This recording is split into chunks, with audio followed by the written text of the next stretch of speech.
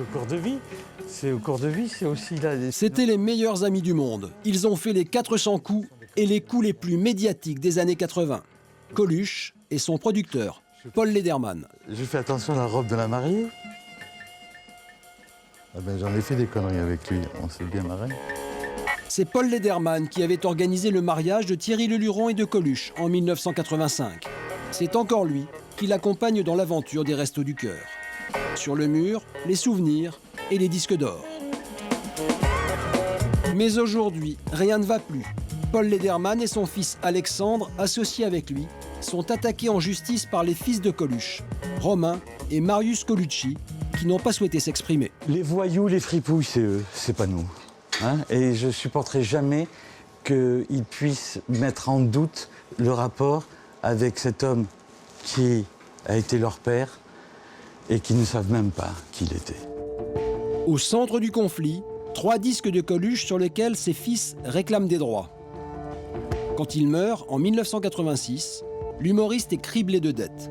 2 ans après sa mort, Véronique Cantor, son ex-épouse, cède ses droits d'exploitation à Paul Lederman pour 1 500 000 francs de l'époque, 230 000 €. Geoffroy Tomasowicz est journaliste au Parisien. Il a suivi l'affaire depuis le début.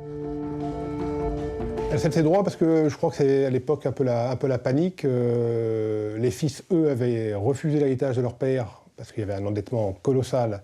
Donc ils avaient renoncé à la succession. Et je pense que leur mère avait à l'époque besoin d'argent et elle a trouvé cet accord qui à l'époque évidemment paraissait intéressant pour les 2 parties. Dans ce contrat, elle cède à Paul Lederman tous les droits compris dans la période de son union avec Coluche, entre mai 1974 et décembre 81. Et c'est notamment sur cet album, enregistré avant le mariage, mais terminé après, que se joue le bras de fer entre les 2 familles. Les fils Coluche considèrent que cet album leur appartient, fait partie de leur patrimoine parce qu'il a été enregistré à une date qui est antérieure au mariage de leurs parents, donc qui tombe légitimement dans leur patrimoine.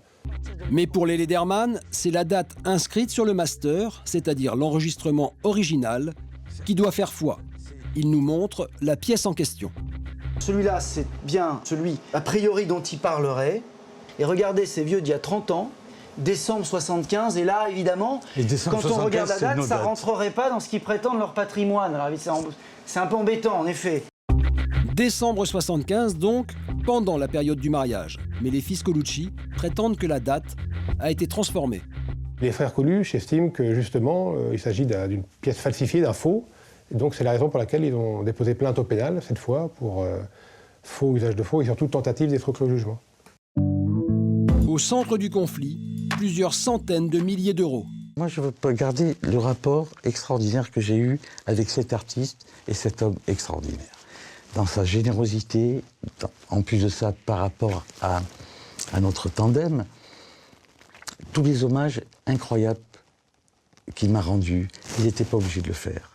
Quand il déclare que des Coluche, il y aura toujours des Lederman, il n'y en a qu'un, j'ai même vécu quelque chose que très peu de gens, très producteurs avec Coluche, il m'a signé un contrat de 77 ans pour montrer la confiance qu'il avait. Il ne m'appartient pas.